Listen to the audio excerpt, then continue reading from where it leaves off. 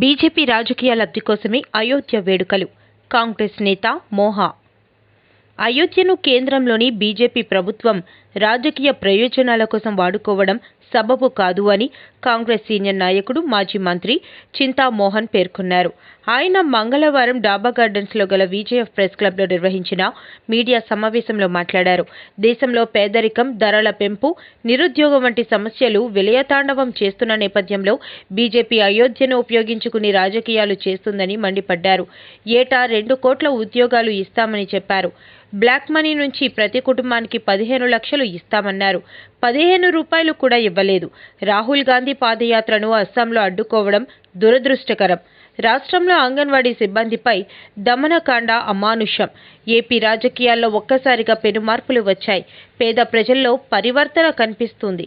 ప్రజలకు నవరత్నాలు గూడు ఇవ్వడం లేదు. ఏపీలో అభివృద్ధి ఆగిపోయింది. గత 10 ఏళ్లలో టీడీపీ, వైసీపీ ప్రభుత్వాలు పక్కా ఇల్లు ఇవ్వలేదు. బీటెక్ చదివిన యువకులు మద్యం దుకాణాల్లో పనిచేస్తున్నారు. ఎస్సీ, ఎస్టీ కార్పొరేషన్ రుణాలు ఇవ్వడం లేదు అని విమర్శించారు. ఏపీలో అంటరానితనం ఇంకా మాసిపోలేదు. రాష్ట్రంలో క్రైస్తవుల పరిస్థితి అధ్వానంగా తయారైంది. ఉద్యోగులు, ఉపాధ్యాయులు, జాతీయ పార్టీ కాంగ్రెస్ వైపు ప్రజలు మొగ్గు చూపడం సంతోషంగా ఉందని పేర్కొన్నారు. దేశంలో జీఎస్టీ బాదుడు ఎక్కువైంది. దేశంలో కాంగ్రెస్ గాలి వీస్తుంది అన్నారు. కాపులు రిజర్వేషన్లు, రాజ్యాధికారం కావాలి అంటే కాంగ్రెస్ వైపు రావాలి అని పిలుపునిచ్చారు. మెగాస్టార్ చిరంజీవి కాంగ్రెస్లోనే ఉన్నారు. ఆయన వచ్చే ఎన్నికల్లో పోటీ చేయాలని కోరారు. టీడీపీ అధినేత చంద్రబాబు నాయుడు గ్రౌండ్లో లేరు అని ఎద్దేవా చేశారు. సీఎం జగన్ సొంత చెల్లిని సర్దుబాటు చేసుకోలేకపోయారు అని ఎద్దేవా చేశారు.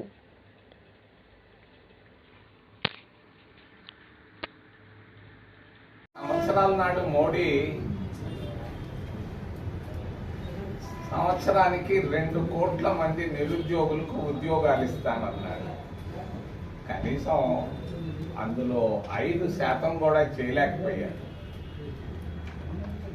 మరి మోడీ చెప్పాడు, ప్రతి కుటుంబానికి 15 లక్షలు నల్లధనాన్ని తీసి బ్యాంకులో జమేస్తానన్నాడు.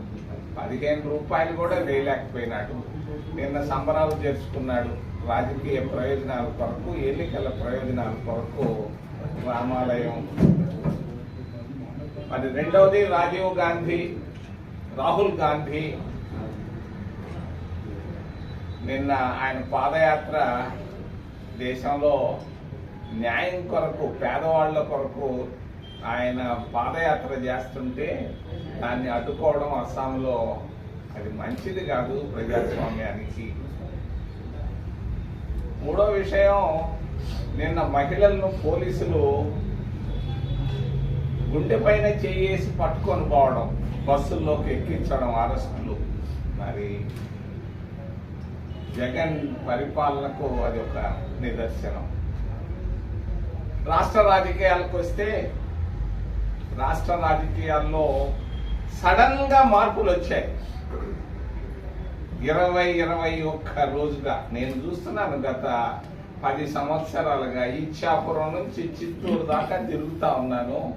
కళ్ళల్లో కళ్ళు పెట్టి చూస్తూ వస్తున్నా. ప్రతి పేద, నిరుపేద దగ్గర గుడిసెల్లోకి వెళ్ళి బయట భుజం పైన చేసి ఎప్పుడూ లేనటువంటి ఆవేదన పేద వాళ్ళల్లో కనిపిస్తా ఉంది. ఈరోజు ముఖ్యంగా ఆంధ్రప్రదేశ్ రాష్ట్రంలో ఇది మార్పు అని చెప్పుకునేదానికి కాదు, కానీ పరివర్తన, కొత్త పదాన్ని నేను వాడుతున్నాను. పేద ప్రజల్లో ఆంధ్రప్రదేశ్ రాష్ట్రంలో పరివర్తన కనిపిస్తా ఉంది. పరివర్తన ఎందుకు వాళ్ళు వాపోతున్నారు? మా ప్రభుత్వాన్ని పోగొట్టుకున్నాం, మా కాళ్ళు మేము నరుక్కున్నాం, నష్టపోయాం పేదవాళ్ళు. నేను కళ్ళల్లో కళ్ళు పెట్టి కనీసం 1,00,000 మంది అనేక ప్రాంతాల్లో చూశాను. వాళ్ళల్లో కట్టున్నారు. ఒకప్పుడు ఇవ్వనటువంటి జవాబు ఈరోజు స్పష్టంగా వస్తా ఉంది. అదేం కూడిస్తుందా, గుడ్డిస్తుందా? వాళ్ళ భాషలో కూడిస్తుందా, గుడ్డిస్తుంది. ఏం ప్రయోజనం? అభివృద్ధి ఆగిపోయింది. నేను అడిగాను వాళ్ళని, ఏం అభివృద్ధి మీరు కోరుకుంటున్నారు అని అడిగాను. పేదవాళ్ళని ముఖ్యంగా నిరుపేదలను, ఎస్సీలను, ఎస్టీలను వాళ్ళు చెప్పుకొచ్చారు. మేము ఇళ్ళు కోరుకుంటున్నాం, ఒక్క ఇళ్ళు కట్టివ్వలేదు ఈ 10 సంవత్సరాల్లో ఈ 2 ప్రభుత్వాలు, ప్రాంతీయ పార్టీ. మరి ఇంకేం కోరుకుంటున్నారు? మా బిడ్డలకు ఉద్యోగాలు ఏం రాలేదా? ఒక్కరికి రాలేదు. నేను చెప్తున్నాను ఎలా ఉందంటే ఎస్సీలు, ఎస్టీల పరిస్థితి బీటెక్ పాస్ అయ్యి బ్రాండీ షాపుల్లో పనిచేస్తున్నారు. ఇది నిరుద్యోగ సమస్యకు నిదర్శనం. మూడవది, మా బిడ్డలు చదువుకునే బిడ్డలకి స్కాలర్షిప్లు కోరుకుంటున్నాం, ఆగిపోయింది. మా 3 పిల్లకాయలు ఉంటే ఒక్కరికి వస్తుంది, 2 పిల్లకాయలు చదవలేక వెనకబడిపోతున్నారు.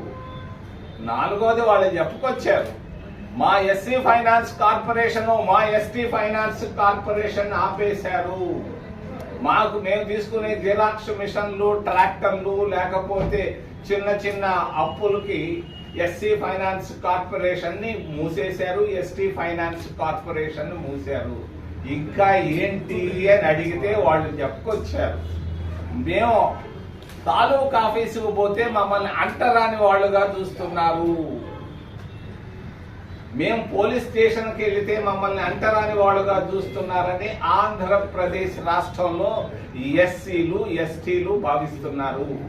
ఇది మార్పుకు సంకేతం. విపరీతంగా 20-21 రోజుల్లోనే ఇంత గొప్ప మార్పు నాకు కనిపించింది.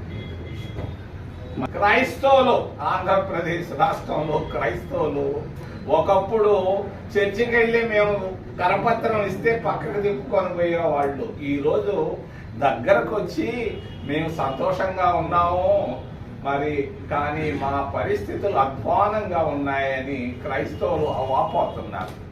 మరి ఉద్యోగస్తులు, ప్రభుత్వ ఉద్యోగస్తులు అందరూ ఆవేదనలో ఉన్నారు, ఉపాధ్యాయులు ఆవేదనలో ఉన్నారు.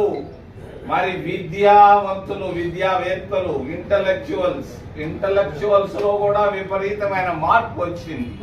ఒకప్పుడు మాట్లాడిన వాళ్ళు, చూడనటువంటి వాళ్ళు దగ్గరకు వచ్చి చెప్తున్నారు, మీరు కష్టపడి పనిచేయండి, మాకు బీజేపీ ప్రభుత్వం వద్దు, ఈ ప్రాంతీయ పార్టీలతో మేము విసిగిపోయాం, మాకు జాతీయ పార్టీ కాంగ్రెస్ పార్టీ కావాలని మెజారిటీ విద్యావంతులు, ఇంటలెక్చువల్స్ కోరుకుంటున్నారు. దగ్గరకు వచ్చేసారు. ఎందుకు వస్తున్నారని నేను అడిగితే, మాకు ట్యాక్సులు ఎక్కువైనాయి, జిఎస్టి బాధుడు ఎక్కువైంది, మేము సంతోషంగా లేవని చెప్తున్నారు. అంగన్వాడీ వర్కర్లు, ఈ అంగన్వాడీ ఐసిడిఎస్ తీసుకొని వచ్చింది ఇందిరాగాంధీ, ఈ రోజు వాళ్ళను వీధుల్లో పెట్టింది. మరి కేంద్ర రాష్ట్ర ప్రభుత్వాలు ఈ రోజు ఆందోళనలు ఎక్కువైనాయి, ఆవేదన ఎక్కువైంది. ఈ రోజు ప్రజల్లో గొప్ప మార్పు కనిపిస్తా ఉంది. నేను తుఫానని అనడం కానీ మంచి గాలి, గట్టి గాలి కొడతా ఉంది కాంగ్రెస్ పార్టీకి. మరి ఒక్క విషయాన్ని మీ ముందు వచ్చి తలుచుకున్నాను. నిన్ననే నేను రాజమండ్రిలో ఉన్నాను. అక్కడ ఏదో చాలా మంది ధర్నా చేస్తున్నారు, ఆందోళన చేస్తున్నారు.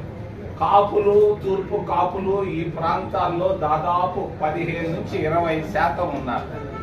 వీళ్ళు ఈ రోజు రిజర్వేషన్లు కావాలి, మాకు రాజ్యాధికారం కావాలి అని అంటున్నారు. మరి ఈ రోజు రాజ్యాధికారానికి దగ్గరగా రండి అని నేను అంటున్నాను. కాంగ్రెస్ పార్టీ వైపు పేదవాళ్ళు వచ్చేశారు, మైనారిటీలు వచ్చేశారు, మీరు కూడా రండి అని వాళ్ళని ఆహ్వానిస్తున్నాను. పొరపాట్లు చేయొద్దు. కాంగ్రెస్ కు దగ్గర రమ్మని కాపులను నేను ఆహ్వానిస్తున్నాను. రాజ్యాధికార దిశగా రండి, మంచి నిర్ణయం తీసుకోండి, కాంగ్రెస్ పార్టీకి సపోర్ట్ చేయండి. మీరు సపోర్ట్ చేస్తే నేను చిరంజీవి గారిని అడుగుతున్నాను. ఈ రోజుకి ఆయన కాంగ్రెస్ పార్టీ సభ్యత్వాన్ని కలిగి ఉన్నాడు. ఎన్నికల్లో పోటీ చేయవయ్యా, మీ వాళ్ళు కోరుకున్నట్టుగా, ఆంధ్రప్రదేశ్ రాష్ట్ర ప్రజలు కోరుకున్నట్టుగా నువ్వు ఒకప్పుడు ప్రజారాజ్యాన్ని ప్రారంభించావు. 15 సంవత్సరాల నాడు పార్టీని కాంగ్రెస్ లో కలిపావు. ఈ రోజు మంచి అవకాశం, సదవకాశం ఉపయోగపెట్టుకో అని నేను చెప్తూ బాల్ని ఆయన కోర్టులో పెడుతున్నాను. బాల్ని ఆయన తంటే తనని, పక్కకు పారేస్తే పారేని, ఒక మంచి అవకాశం చిరంజీవిని వాడుకోమని నేను చెప్తూ, మరి ముఖ్యంగా చంద్రబాబు నాయుడు క్రితంలో నేను వచ్చి ఆయన జైల్లో పెట్టినప్పుడు జగన్మోహన్ రెడ్డిని నేను విమర్శించాను, తప్పు అని చెప్పాను. ఈరోజు చంద్రబాబు నాయుడు గ్రౌండ్ లో లేడు, ఇది వాస్తవం. 1,00,000 మంది వస్తారని చెప్పి తిరుపతి జిల్లాలో ఒక మీటింగ్ పెడితే కుర్చీలన్నీ ఖాళీగా ఉన్నాయి. 3,000 మంది వచ్చారు. ఆయన 1 గంట 15 నిమిషాలు మాట్లాడి జిల్లా కలెక్టర్ గా మాట్లాడాడే గాని మరి ఆయన ఒక రాజకీయ ఉపన్యాసాన్ని రామారావు లాగా ఇవ్వలేకపోతున్నాడు. మరి ఆయన గ్రౌండ్ లో లేదు. నేను చెప్తున్నాను, ఇది వాస్తవం. ఆయన ఊరికే కొడుతున్నాడు బురిడీలు అట్టు ఇట్టు ఏదో ఆయన పవన్ కళ్యాణ్ తీసుకోవడం అయోధ్యకు పోవడం, కానీ వాస్తవానికి గ్రౌండ్ లో చంద్రబాబు నాయుడు లేడు. ఎందుకు లేడు? 14 సంవత్సరాల్లో ఆయన చేసింది 0. 2వ స్థానంలో చంద్రబాబు నాయుడు, ఆయన అలయన్స్ అందరు రాబోతున్నారు. 130 స్థానాలు మేము ఖచ్చితంగా గెలిచి కాంగ్రెస్ ప్రభుత్వాన్ని ఏర్పాటు చేస్తామని తెలియజేస్తూ ఈ అవకాశాన్ని కాపులు వాడుకోమని నేను తెలియజేస్తున్నాను. ఎప్పుడు భుజాలపైన మొయ్యడం తప్ప మరి మీరు ఎప్పుడు అదేదో చిన్న చిన్న రిజర్వేషన్లు అడుగుతున్నారే కానీ ఇతరులకు రిజర్వేషన్లు ఇచ్చే స్థాయికి కాపులను ఎదగమని నేను తెలియజేస్తూ వాళ్ళని వినయంగా నేను వాళ్ళని ప్రార్థిస్తూ చిరంజీవిని ఆలోచించమని నేను తెలియజేస్తూ నేను ఏదైనా ప్రశ్నలు ఉంటే దయచేసి అడగమని మిమ్మల్ని చేతులెత్తి